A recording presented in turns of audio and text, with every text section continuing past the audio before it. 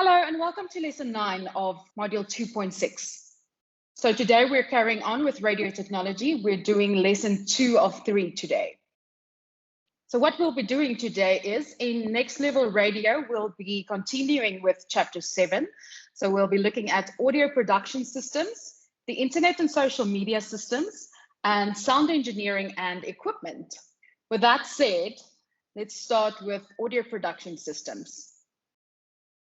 Okay, so starting at the start, most audio production in a radio station will be done by qualified sound engineers or sound producers, as these are the ones who have studied these equipment in detail. These engineers produce audio by mixing, implementing, and processing sounds that will be used on air. So when you listen to a show and they have a show jingle that play, a lot of those would be produced in-house by sound engineers or the producers.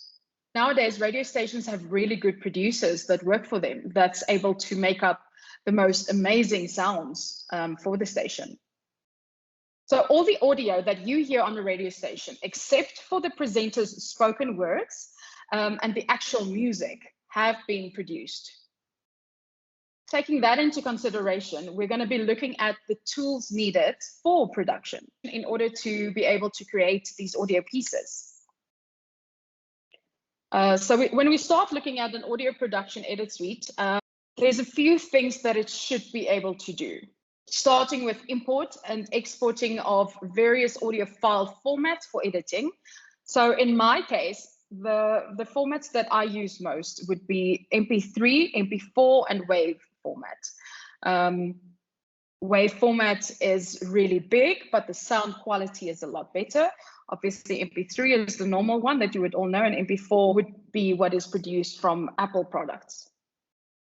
You should be able to record audio from one or more inputs and store it in the computer's memory as digital audio.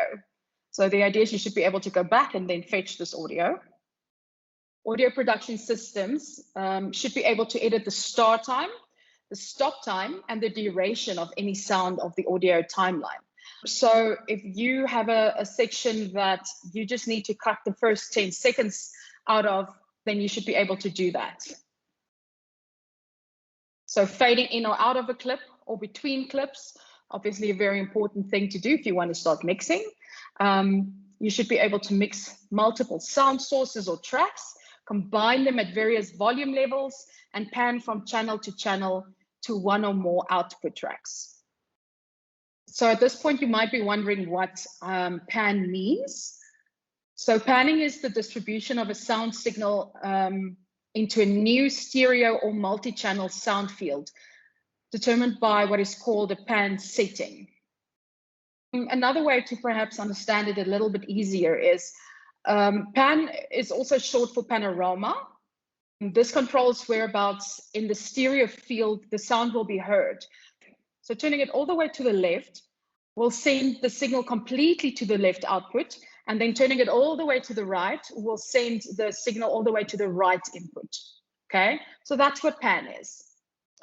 Okay, the next one that audio production systems will all have is they'll all be able to apply simple or advanced effects or filters, including compression, expansion, flanging, reverb, audio noise reduction, and equalization to change the audio.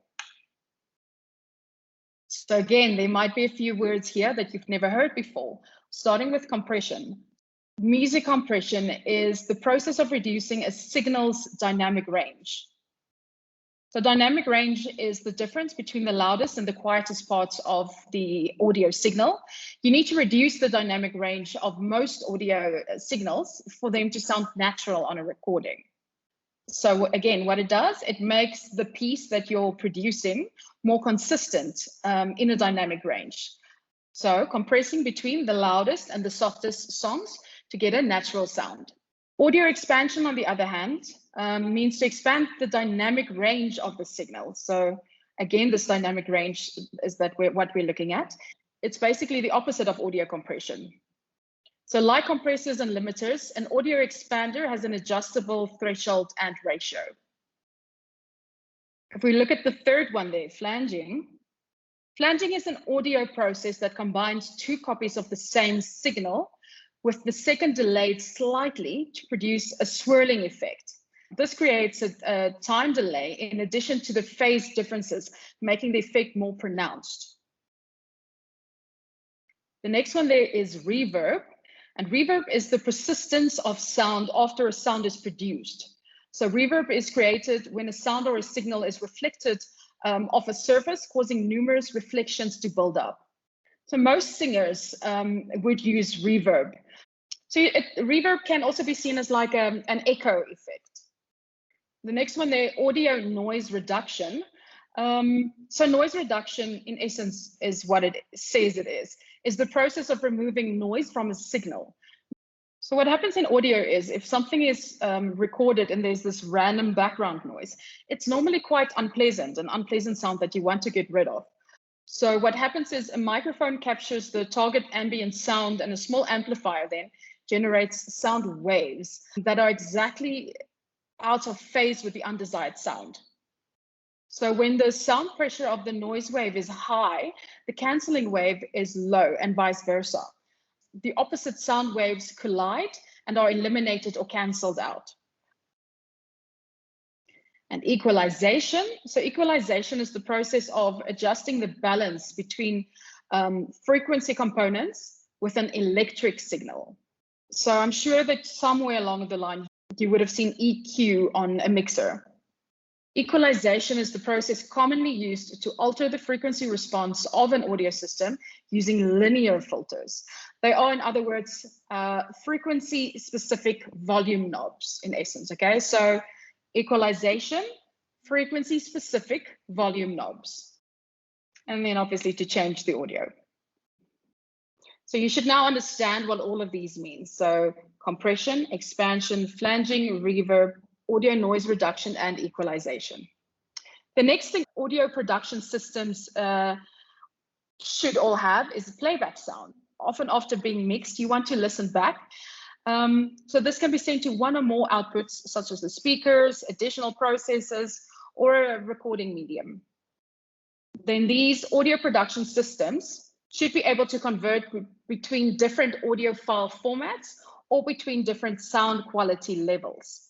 So what happens is when you open something up, you'll see that there'll be different, or sometimes at the end when you save it, there'll be different sound quality levels in which you can save the format. Also, you can choose in which file format you want to save something.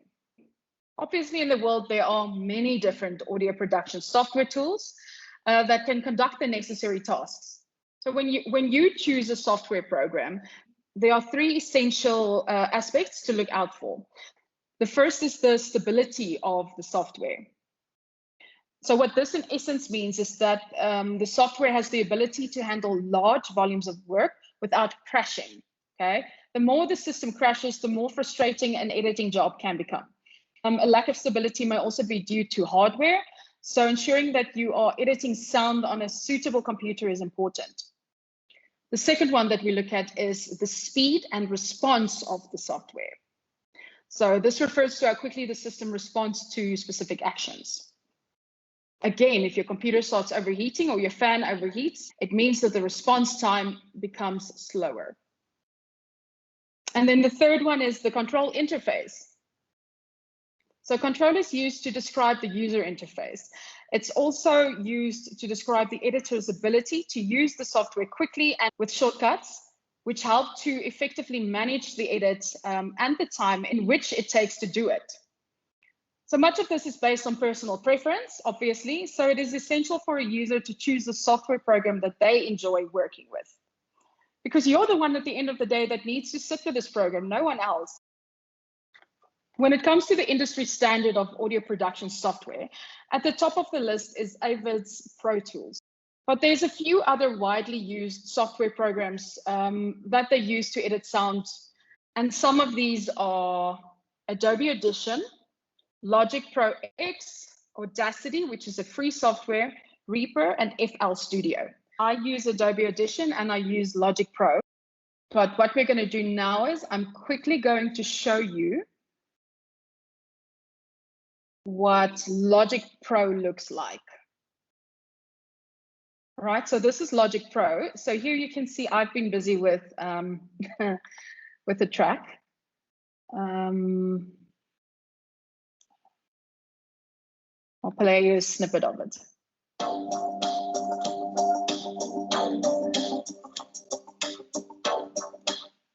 Maybe not that snippet.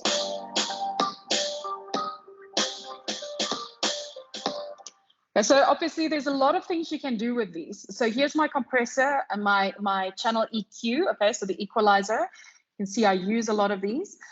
All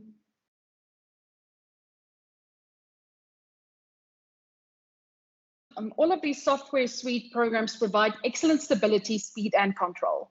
These are really good programs. So that was the audio production systems. Now we're going to take a look at the internet and social media systems. As we all know, the internet has fundamentally changed the way that we experience audio products, as well as the way we obtain our information and entertainment. Not only can it distribute audio products, but it can also enrich them with better quality images and moving image or video material, all of which enhances our learning and enjoyment. As we all know, however, the infrastructure that the internet requires varies across the different countries. So some countries use telephone cables, others use IDSN, ADSL, fiber optic technology, 3G, and soon 5G. My personal favorite at the moment is still fiber optic technology, but I mean, look at Rain. A lot of people are starting to use Rain with its 5G technology. Technology has significantly increased the speed and dependability of these internet services. So where we're sitting now, the internet empowers any individual with a laptop or a mobile phone to develop and share content. You can literally develop and share content on your phone. This is what we refer to as the democratization of information. So in the world of radio, this has brought about many benefits and threats. Some of these benefits include radio stations can make their content available outside of live radio. They can create podcasts of segments of their shows. Stations can count their web traffic as a key metric and sell that to advertisers. So what's starting to happen now is if you had an amazing segment of your show, you can cut that and you can use that again. Podcasts, obviously, we don't only have to listen to FM radio anymore. You can use that podcast, put it on your website, and people can go back to listen to it again. You can see what your web traffic numbers are on a monthly basis, and you can take this to the advertisers and say, look, I had 80,000 individual listeners this month. Here's my rate card. However, at the same time, individuals outside of professional radio environments have begun to develop radio programs and other types of audio products. So, for example, podcasts. So many people currently have podcasts where they have their niche market that only focus on a specific theme or product or whatever it might be. So this has provided a lot more choices for listeners, but it has also fragmented the market substantially. So think about it. Obviously, it would break it up a lot more because there are so many more choices of different things that you can listen to nowadays. What this has also done is this has forced radio stations to deliver even stronger content offerings and define brand offerings in order to compete with these new groups of audio creators who don't need a license to share their content online the way that radio stations do. Some of the disadvantages associated with internet broadcasting include the high cost of data in some countries like South Africa. We all know the high prices of data here, which obviously makes it difficult for not necessarily even to broadcast, but for people to be able to listen to you. Also, slow line connections that are unreliable and result in buffering. And then low reliability of wireless connections that can compromise streaming quality. And I mean, these are things that we all understand completely and that we've all faced on a day-to-day basis. On the other side, the introduction of fiber optic cabling, 3G and 5G technology has resulted in another leap forward for the world of radio. The reliability of fiber optic cabling and the rapid cabling of densely populated cities has allowed radio stations and audio broadcasters to access everyone, homes and businesses, with ease and low cost.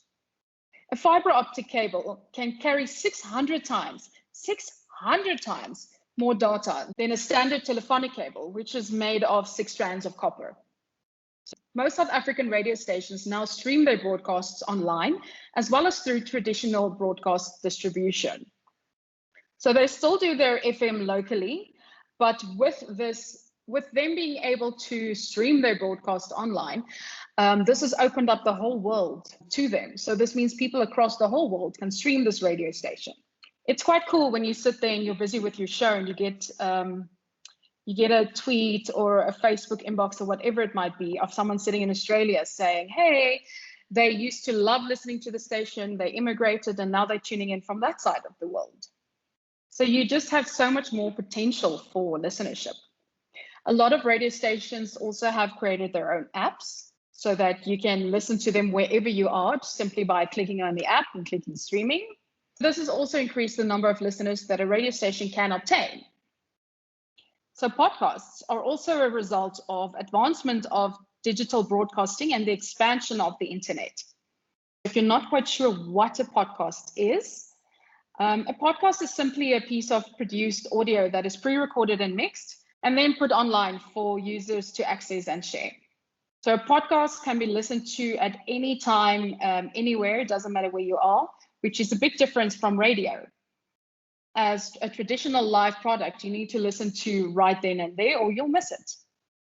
You get so many different types of podcasts. So whether it's political, documentaries, news podcasts, very niche, children's stories, there's just a lot of different types out there. And obviously then, as I mentioned, the radio stations will also use podcasts to share content that has been delivered on air, as well as bespoke podcasting that deals with a variety of longer form topics that sometimes can't be managed in the time allowed for it on air. Podcasting also allows a radio station to extend the amount of available content to an advertiser to use to promote their services. Something else that we found now is that traditional radio stations have begun to use digital spaces in order to create better content and engage their audience on the platforms they currently interact with. An example that's in your book on page 269 mentions that radio stations around the world have turned into crowdsourced models in order to playlist some shows.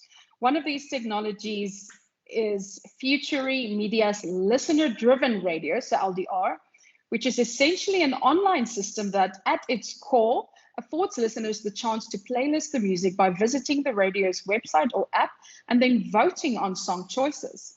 How cool is that? According to IDR Radio, LDR, aka listener-driven radio, engages listeners, constantly absorbing their inputs, votes, and comments about your station's music. This creates a community around your radio station's brand. LDR, I think, is an excellent example of how radio stations reach out to their listeners on digital platforms and how they allow their listeners to have more input regarding the music and the content that is created. So we've now looked at audio production systems and we've looked at social media systems. Now from there, we're going to look at studio engineering and equipment, because it's all great that you have the systems, but what do you use the systems on? Or where do you find these systems, in what? We've spoken about permanent studios before. Do you remember? We spoke about permanent studios, temporary studios, and outside broadcast studios. So a permanent on-air studio is designed to make all of the broadcast equipment accessible to the presenter so that they can manage the studio and present at the same time. So the layout is extremely important of what goes on in a studio. So you can look at this picture, which is in your book on page 270. You'll see how this thing has been spaced out. So there's your mixing desk. On the left side, there is your microphone, your CD player, if you still have one of those, or USB player. Your audio playout computer is plugged in there, your telephone balancing unit or your hybrid system is plugged in there. Your outside, your OB or news feeds has their own line there. There's your speakers, your headphones, your monitors. So that all goes into the desk. And then on the other side of that, at the top, you'll see you have the processor and the transmitter that goes to the aerial. There's your feed to the telephone and the outside broadcast, the desk output for recording, and obviously from the aerial or the transmitter, it goes down to the listener. When you look at the main broadcasting studio, there are quite a number of things that are needed in the studio that you'll have in the studio. And that includes the following. Obviously, your big one, a mixing console or a desk. These days, luckily, it's gone digital. It's not really analog anymore. Microphones, headphones. This differs from studio to studio, but normally it's one presenter mic and headphones and 3 co-presenter or guest mics and headphones. Then you have your headphone distributor amp, so amplifier. You have broadcasting computers that will contain the scheduling and the playback software for your music and ads. You'll have a SharePoint, a news SharePoint where bulletins are emailed and slugs or news clips are loaded. You have telephones and the hybrid telephone systems. You have computer workstations. You have video display monitors. You have CD players or mixing desks and CDJs. You have a flash or USB player. You have an on-air clock, on-air lights, important to show that you're on air or off air so people don't just walk in. Server room and air conditioning, your source compressor, signal compressor, transmitter compressor. So compressors are very important to the sound that comes out.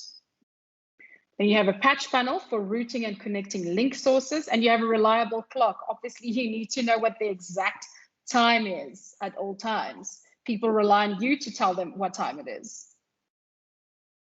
So here I found an example for you of an analog mixing desk. This is old school. This is the one that I had in my very first radio station that I walked into. It looked exactly like this. That's why I took this picture, because it just reminded me so much of that, the Soundcraft mixer. So you'll see all the channels on there. You'll see the clocks there. You can see how high the songs go. Yeah, so it's got all of those functions. So mixing desk can have multiple inputs. For example, a studio could have an input from 4 microphones. In our case, we did have 4 microphones. You could have 2 USB players. We had 2 CD players stacked one above the other. For in case anything crashes, then you just put on a CD. We had our computer box below us, so very close to our feet. So if you kicked, you might by accident kick off the computer, and obviously then everything shuts down. Then you quickly have to press play on a CD so that you can reboot the computer. Each of these inputs are assigned to a fader or a channel. So the fader in this case would be the red knobs or the green or the white ones. And the channel is that long thin strip, that is the channel. So the board operator can then switch on a tap or audio source, such as the microphone, and then turn up the fader to allow listeners to hear the microphone. So you'll see in this case, the very first little button by the first fader and channel is on. So this microphone is now live, it's on. The fader is switched up, so the volume is high, so you're on air, okay? If they switch the one right underneath that, it's off again, and then you're off air. So equipment such as equalizers control the various frequencies of a sound, okay? Equalizers controls the various frequencies of a sound. These are used to increase or decrease the volume, for example, the bass, which is low frequency, or the treble, which is high frequency. So this is then called equalization, aka EQ. Moving on to microphones. Microphones are designed for different users and are categorized into different directional patterns. While most broadcasters prefer a monodirectional microphone, so it picks up my voice here, Some radio stations prefer to have unidirectional or multi-directional microphones to pick up the ambient noise in the studio. So it won't only pick up me, it'll pick up the noise around me also. Then we have the CD players or USB players and playout systems. So I think most radio stations no longer have CD or USB players as their primary audio inputs. So they might have it as secondary, again, as a backup for in case anything crashes. Nowadays, stations solely rely on the playout system to transfer audio to the mixing desk. However, as I just mentioned, these pieces of equipment are still used as backup systems if the playout computer crashes or develops a fault. The last thing you want on air is dead air, okay? Dead air is when there's nothing coming out. No one's talking. It doesn't make that noise, it's just quiet. That's horrible. So you need to have something. So if something crashes, you can immediately press one button because it's all connected onto the mixer that we just looked at. So you press one button on, and then sound at least starts playing. So the playout system would be installed on the studio computers. Some of these computers even have the production software on them so that you can record or manipulate or edit a sound while you're in studio. As the whole idea is that you want to enhance the listener's audio experience at the end of the day to give them the best possible experience they can have. Sometimes you want to apply certain tones to the content that will generate a more emotive reaction. So emotive reaction and audience engagement. Other main studio equipment includes the telephone balancing units that we mentioned earlier and hybrid units, which convert the telephone signal into separate feeds and then send them into a mixing desk. Because you want to be able to answer a telephone in studio through one of your lines, one of your channels. You want to be able to phone out while you're in studio, okay? That's how we do our live telephone calls. Other equipment then, the monitoring headphones or loudspeakers are used to monitor sound, both when you're on air and off air. Then a production studio is generally the sound producer's or the sound engineer's workspace and can double up as a backup studio for a radio station. It will typically contain all the equipment from the main studio, but in smaller quantities. So this mixing desk will usually just have more input channels, and each channel will be equipped with more options to engineer sounds. So like, for example, your EQ, your echo, and other effects. The mixing desk will also usually have a master fader, which the radio mixing channel won't typically have. The physical facilities of these types of studios are usually quite a technical art.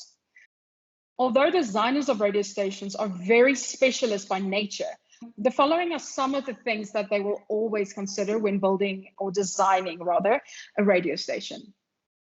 Where they place a microphone. So microphones need to be placed with sufficient space between them to ensure that their sound does not bleed. A line of sight with all other microphones must always be maintained so that no matter how many people are in the studio, they can all see each other and communicate clearly. Square 90-degree corners are avoided, okay? 90 degrees. As they cause standing waves that give the room a mid to low frequency of amplification, which causes the sound over presenters' headphones to be quite hollow. The corners in a studio will often be split into two 120-degree corners to avoid these standing waves from occurring. So you'll see there's a lot of science behind how a radio station is designed. It's necessary to line the room with thick padding and absorbative material that creates the best possible sound environment. This is why studios often contain foam-covered walls and curtains so that the sound waves are absorbed rather than reflected from firm surfaces. Like, I mean, you can hear the way that I sound through the recordings that I give you, that the room I'm sitting in has not been soundproofed.